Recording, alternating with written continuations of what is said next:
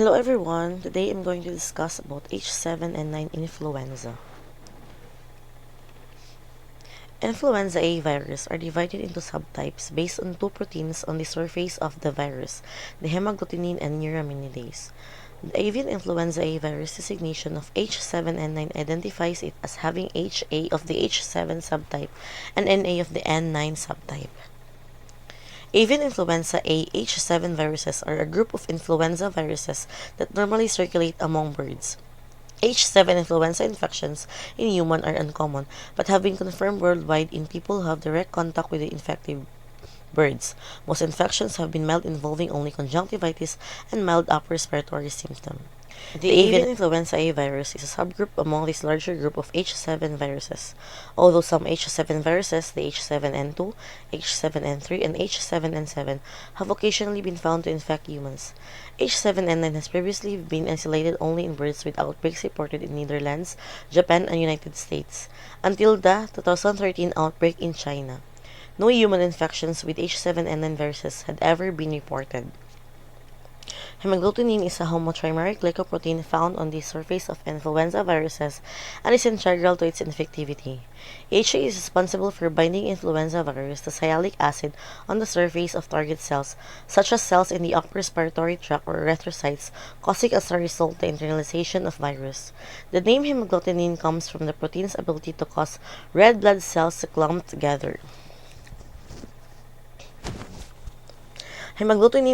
Influenza has at least 18 different subtypes, named H1 to H18. The serotype of influenza A virus is determined by the hemagglutinin and neuraminidase, which has 11 known subtypes. Hence, influenza virus is named as H1N1, H5N1, etc., depending on the combinations of HA and NA. Neuraminidase is found on the surface of influenza viruses that enables the virus to be released from the host cell.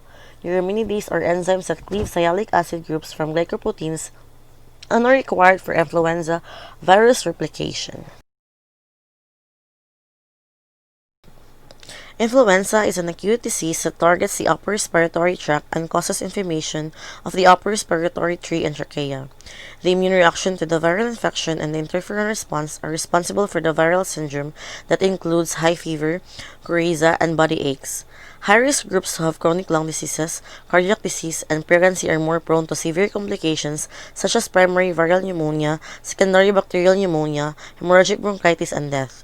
These severe complications can develop in as little as 48 hours from the beginning of symptoms. The virus replicates in the upper and lower respiratory passages starting from the time of inoculation and peaking after 48 hours. Most human infections with avian influenza viruses, including Asian H7N9 virus, occur after exposure to infected poultry or contaminated environments. Asian H7N9 viruses continue to circulate in poultry in China. Most reported patients with H7N9 virus infection have had severe respiratory illness. Rare instances of limited person-to-person spread of this virus have been identified in China, but there is no evidence of sustained person-to-person spread. Some human infections with Asian H7N9 virus have been reported outside of mainland China, Hong Kong, or Macau, but all of these infections have occurred among people who have traveled to China before becoming ill.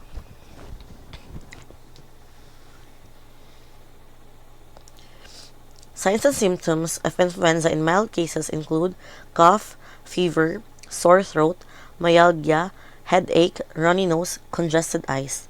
A frontal or retroorbital headache is a common presentation with selected ocular symptoms that include photophobia and pain in different qualities. The cause of ocular pain is related to the viral tropism that is associated with certain types and subtypes. Severe cases may progress to shortness of breath, tachycardia, hypotension, and need for supportive respiratory interventions in as little as 48 hours. The definitive diagnosis of influenza needs serologic, immunologic, and molecular testing through RT-PCR for upper or lower respiratory tract specimens.